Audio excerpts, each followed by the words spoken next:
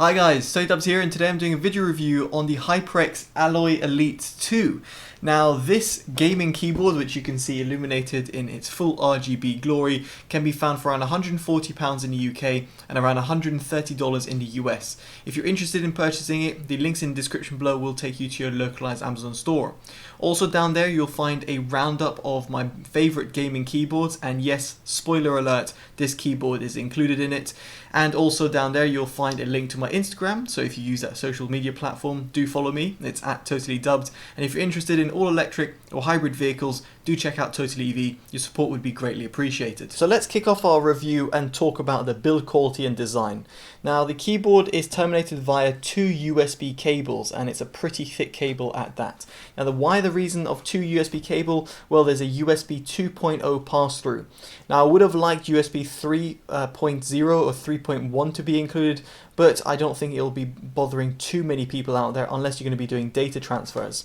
Underneath the keyboard, you can see over here you've got some keyboard risers, and you've also got some rubber material over here which prevents the keyboard from sliding around if you're using it on a hard surface like I do. I know the background doesn't suggest that, but that's just for aesthetics.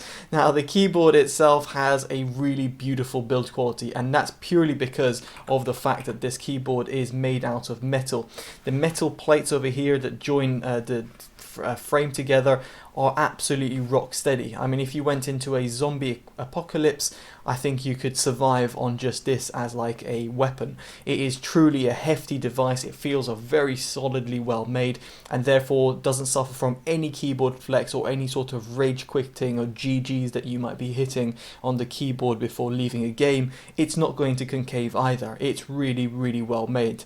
Now, just emphasizing on that aspect, let's talk about also the keycaps, because the keycaps over here are just really lovely. Now here, these are the HyperX pudding keycaps, or pudding keycaps, no matter what you want to say. These are ABS keycaps, and you can see potentially from the design they're using a Cherry MX stem, and they just have this kind of two-tone effect. Now why the two-tone effect? Well, that is to do with the fact that when you turn on the lights, it gives this really nice kind of aura around it. This whiteness, it turns into these RGB lights. Of course you can turn off the RGB lights if you so wish and turn it to a more, I don't know, normal color, but what's really nice about it is the fact that the keyboard kind of reflects now. Now while the keyboard is off, it might look a little bit odd. There's kind of a white and black look to it. Some people might not like, and even specifically given its floating keycap design. I suspect, however, most people are going to be having it with RGB lights of some sort, and therefore the RGB lights really kind of kick the keyboard into life. Now I'll showcase the RGB software, or the software should I say, where you can customize the RGB lights in just a second. Now moving on from the actual keycaps, let's talk about the MIDI keys. Now there's dedicated MIDI keys, and they feel really nice to press. They're solid buttons, and they're a silver illumination over here gives them a little bit of zing, let's say. They're also RGB lit, as you can potentially see, so therefore they also do light up and are not excluded from the RGB light show that you've got. There's also a really nice scroll wheel over here, and when I go into the typing test I'll go quiet and also give you a little indication how the scroll wheel feels. It's not got a clicky feel, it's a completely loose type of feel to it, so just worth bearing that in mind. If people prefer a clicky type of nature, then that's just not going to be it. Now moving on from there, we're going to talk about the actual the key switches which are found on the keyboard. Now the key switches over here are the HyperX Red key switches. Now you can go on HyperX website and you can see a comparison between the key switches. Ultimately these are linear switches, so very much like a Cherry MX Red. However, unlike a Cherry MX Red, which are also rated at 45 grams of force, these will actuate at 1.8mm with a total force of 3.8mm. Therefore, they will feel faster to actually type on. And I can definitely say that when I came to typing, it just felt that they were a little bit more responsive. They're also rated at 80 million keystrokes in comparison to the 50 million that are rated by Cherry MX, or sorry, Cherry's testing methodology.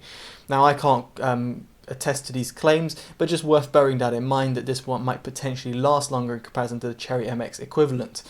Now the thing is, let's be honest, apart from the specs, it's really how it actually comes down in real life to use them.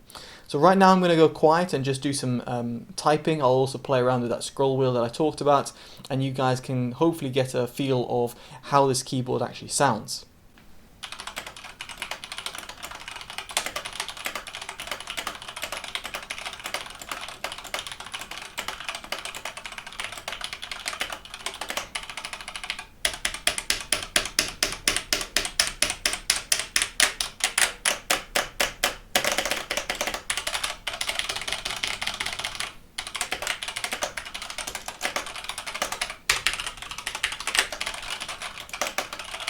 Now with the sound demo out of the way, what I will tell you straight away is the keyboard feels really nice to type on, as I mentioned before. What I really also like about the keyboard is its spacing.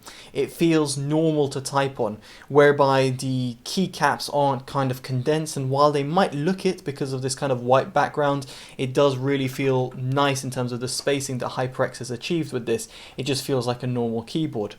Furthermore, in terms of the keycaps themselves, they don't wobble overly, whereas some other of the manufacturers that produce these type of keyboards have like wobbly keycaps, and therefore if you're going to be, I don't know, like pressing your button over here and pressing different macros, you're going to find that these don't wobble too much, which is quite nice to feel.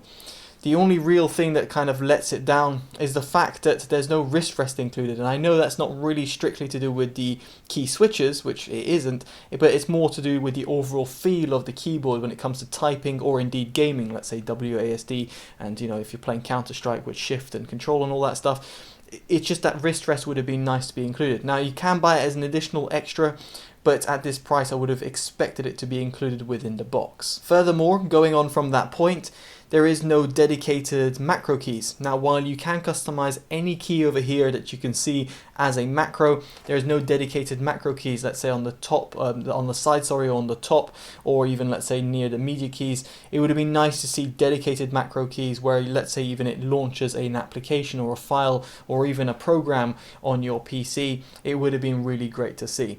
But aside from those little points there, which might not concern some people, I will say that when it comes to gaming and just the general overall performance of this keyboard, it is absolutely exceptional, and the HyperX Red Switches really took me by surprise, specifically for someone who daily types on a Cherry MX Brown keyboard and also games on it. So I think HyperX have done a really good job in terms of designing the key switch, be it for themselves or via OEMs. And now we get on to the Ingenuity, at least I think that's how you say it, software. Now the software allows you to customize the keyboard and gives you an indication of how it looks like in real time as well, if you couldn't see it in front of yourself anyway. But it's nice to see a visual representation through the software as well. Now the effects, what you can do, you can choose them to trigger an effect, or you can add an effect themselves and you can customize these as well. And when you add them over here, when you press the button at the top left, it will essentially cycle through the different modes. Better still, you can add a selection. So for example, if you want to have a certain selection over here, you can have those individual lights over here showing up versus the entire keyboard itself. So you can individually select effects per sections, and then you can also save these to different presets as well. So for example, if you had a normal preset, let's say wave for your general gaming, and then you went to sun as a selection, then you could do that, for example, very easily and customize it and just apply it, and therefore when you move on to the sun profile, it would just go on a selection of keys. You can also adjust the speed, you can go through the colors as well, you can add them as well, and even adjust the angle. Truly, honestly, there is so many customization in terms of the RGB lights. As for the keys themselves, you can assign keys. So let's take this key for example here. You can adjust it to a normal keyboard function, a mouse function, multimedia one, or add a macro, or also have a Windows shortcut, or fully disable it for some reason if you did want to do that.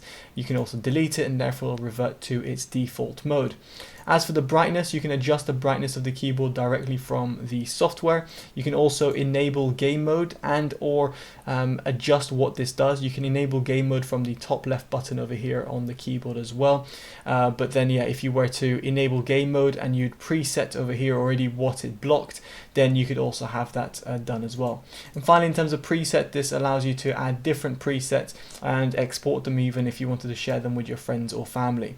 Overall, the software itself is really comprehensive and provides everything that you truthfully need when it comes to customizing lights on a keyboard. So on the whole, what do I make about this HyperX keyboard? Now, while it doesn't have a wrist rest included, which does annoy me, and of course you can pay more for that separately, be it from HyperX or indeed a third party, it also doesn't have dedicated macro keys, and again, you can get around this via customizing any other key if you want on the keyboard, but it doesn't have a dedicated row of macro keys. And furthermore, due to its price, it might mean it's a little less affordable for a lot of consumers out there. But if you can get over those three aspects of it, or either you don't care about them, then this keyboard is potentially one of the best gaming keyboards on the market. It's got the best build quality, it's got fantastic keycaps which not only give a fantastic RGB effect, but also are really well made and feel that they will last the test of time. It's got dedicated media keys, and also, more importantly, the key switches themselves, the HyperX Red Switches, just feel fantastic to type and also to game on. Ultimately, this is potentially the best gaming keyboard you can buy right now for at least its price. Of course, you can pay more and get more specialist keyboards, or for example, TKL keyboards or 60% keyboards, or even completely custom made ones. But for something you can buy off the shelf, this keyboard is definitely worthy of my Best Buy award, and as a result is a keyboard that made my Best Gaming Keyboards roundup. Now that's just my thoughts and opinions about it. Do let me know what you think about it in the comments below. Is it something you'd buy? Is it something you already own? Very much intrigued to hear your thoughts. And of course, if you do like this video, make sure you give it a like, subscribe to see more unbiased, unpaid, independent reviews, and of course, favorite and share to help the channel grow. Alright guys, I've been Chris, take care, and bye bye.